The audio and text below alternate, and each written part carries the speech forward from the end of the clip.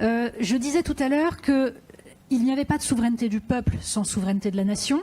C'est-à-dire que si, on va dire, la volonté des citoyens est enfermée dans un système européen qui s'assied sur cette légitimité et qui explique qu'il n'y a pas de légitimité démocratique en dehors des traités, comme le dit Jean-Claude Juncker, ça ne sert à rien. Premier point. Deuxième point, articulation aussi dans l'autre sens, et c'est ce qu'évoquait tout à l'heure Jean-Luc Mélenchon aussi, la question de l'articulation entre souveraineté du peuple et souveraineté des individus. C'est-à-dire que là aussi, si on ne fait pas en sorte que par l'éducation, chaque individu puisse exercer librement son choix, puisse arbitrer, si on ne fait pas en sorte qu'il ne soit pas prisonnier d'un consumérisme qui abrutit et qui rend dépendant de tout le système, alors ça ne marche pas. Il faut rendre aux individus leur autonomie, c'est-à-dire qu'ils maîtrisent au maximum leurs moyens de survie, leurs moyens de production, leurs moyens de se nourrir. Et là, on en fait des citoyens, et là, ils peuvent agir réellement dans le cadre de cette République. Vous allez finir ministre une nouvelle fois?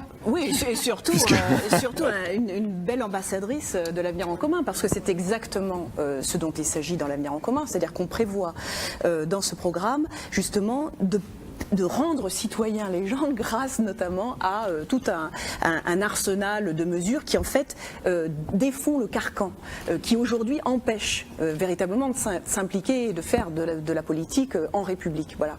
Et donc y compris donc la question de l'Europe, le carcan européen qui est aussi un des autres nombreux carcans qui existent, eh bien sera traité avec cette idée là de créer le rapport de force à l'intérieur de l'Europe et à ce moment-là de dire voilà, nous allons d'abord désobéir parce que nous voulons mettre en œuvre l'avenir en commun, car nous savons bien que ces mesures-là ne sont pas applicables dans le cadre si nous devions également respecter les règles européennes. Donc nous allons être obligés de désobéir dans un premier temps et d'instaurer ce rapport de force qui nous permettra de changer l'Europe pour aussi changer ce qui se passe chez nous.